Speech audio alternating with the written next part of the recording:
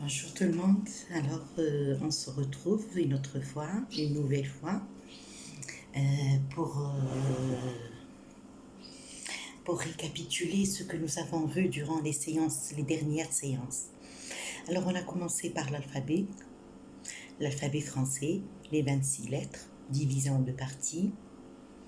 Voyez les consonnes, 20 consonnes et 6 voyelles. Les voyelles sont A, E, I, O, U, Y. Le H muet aussi. Et après les voyelles, sa durée de leçon, on a vu l'accentuation en français. Quand je dis l'accentuation en français, je dis les accents en français. Beaucoup de personnes se plaignent des accents en français, de l'usage des accents en français. Ils ne savent pas s'il faut mettre un accent aigu ou s'il faut mettre un accent grave ou un accent circonflexe. Alors la dernière fois, j'ai parlé de l'accent aigu et de l'accent circonflexe. Quand mettre un accent aigu sur un E et quand mettre un accent circonflexe sur un E. On a vu qu'on met un accent aigu sur le E au début d'un mot. Ça veut dire un mot qui commence par un et. Le E prend un accent aigu. Exemple évoquer, exemple époque, exemple éteindre. C'est toujours accent aigu parce que le E est placé au début du mot. On met aussi l'accent aigu quand le son est placé à la fin du mot. Exemple, la poupée, E accent E. Les poupées, E accent ES. On ne prend pas compte de la forme du féminin ni du pluriel. On met toujours l'accent aigu, soit avec le S, soit avec un autre E muet, pour marquer le féminin ou pour marquer le pluriel. Voilà. Donc, on met un accent aigu soit au début d'un mot qui commence par un et, soit à la fin d'un mot qui se termine par un et. On met aussi un accent aigu entre deux consonnes. Exemple, ménage. Ménage, le et est placé entre la consonne M et la consonne N. Ménage. Préféré, préféré, préféré. Le premier et est placé entre deux consonnes R et F. Le deuxième est placé entre deux consonnes F et R. Et le dernier il est placé à la fin. Donc les trois et, donc préféré, s'écrivent avec un accent aigu. Parce que les deux premiers et sont placés entre deux consonnes. Et pour le dernier et, il est placé à la fin du mot. Et on a dit qu'à la fin du mot, tous les mots qui se terminent par et prennent un accent aigu. Et bien sûr, s'ils sont pluriels, ils prennent un S, etc. On ne prend jamais en considération la forme du féminin avec le E muet, un autre E muet ou un S au pluriel. Voilà. Alors, on a vu aussi l'accent circonflexe. Et on a dit que l'accent circonflexe, c'est l'accent chapeau qu'on trouve sur toutes les voyelles, excepté le Y. On ne trouve jamais d'accent circonflexe sur le Y. On le trouve sur le A, sur le O, sur le I, sur le U. Mais on ne le trouve jamais sur le Y. Alors, il y a des mots, malheureusement, il n'y a pas de règle pour l'accent circonflexe. Il y a des mots qui s'écrivent obligatoirement avec un accent circonflexe. Par exemple, une île, il. Le I, c'est un accent circonflexe. Beaucoup d'autres mots, comme le jeûne, ça veut dire ne pas manger, jeûner, le verbe jeûner, le jeûne, ça s'écrit avec un E, avec un U circonflexe. Donc beaucoup d'autres mots s'écrivent avec un accent circonflexe sur la voyelle, soit A, soit E, soit I, soit O, soit U, mais pas sur le Y. On trouve l'accent circonflexe obligatoirement sur le A des verbes du premier groupe au passé simple. pour la première et deuxième personne du pluriel.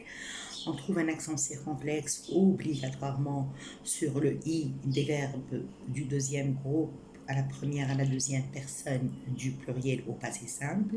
Et on trouve un accent circonflexe obligatoirement pour les verbes du troisième groupe se terminant par un IR ou par E et faisons leur passé simple avec ou ut pour la première personne, im ou it. Donc au passé simple, pour les verbes du troisième groupe, on trouve l'accent circonflexe sur le i ou le u à la première personne du pluriel et à la deuxième personne du pluriel, bien sûr.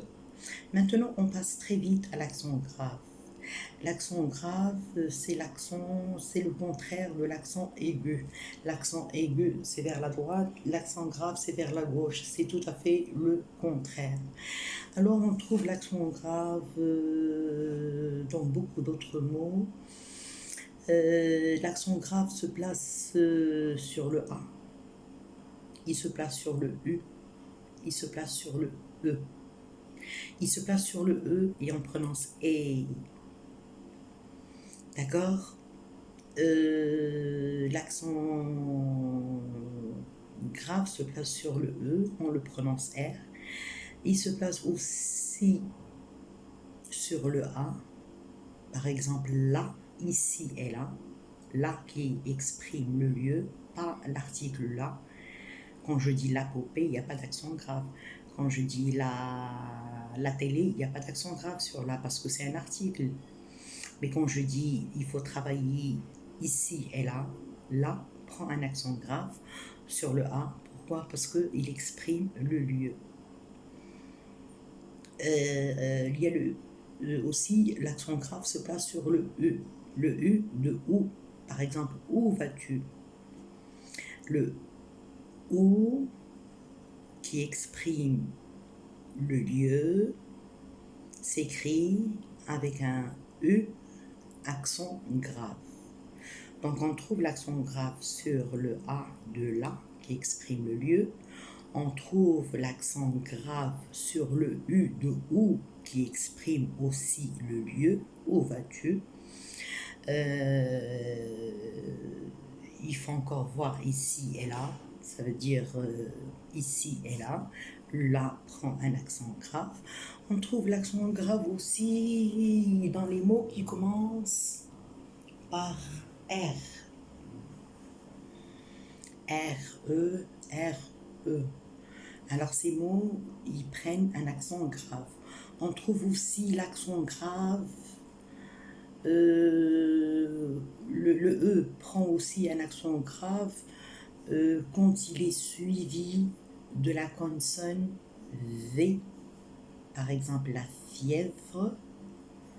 Ou quand il est suivi de la consonne F, par exemple, la trèfle. Donc, récapitulons très vite. Il y a l'accent aigu. C'est l'accent qu'on trouve beaucoup. C'est l'accent le plus courant. Qu'on trouve sur un « et » au début du mot ou à la fin du mot. Qu'on trouve sur un « et » entre deux consonnes. Il y a l'accent grave qu'on trouve sur le E de ou et sur le A de là. Et dans quelques mots, dans le son et dans la lettre E est suivie de V. Par exemple, fièvre ou suivi de F, par exemple, trèfle.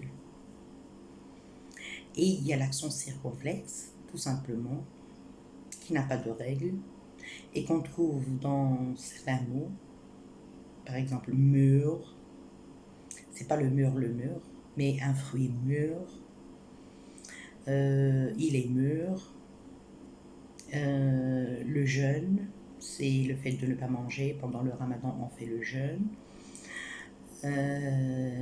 et dans d'autres mots encore. Donc voilà pour les accents. Et on va voir un peu les exceptions. On a dit un E suivi de X ne prend jamais d'accent.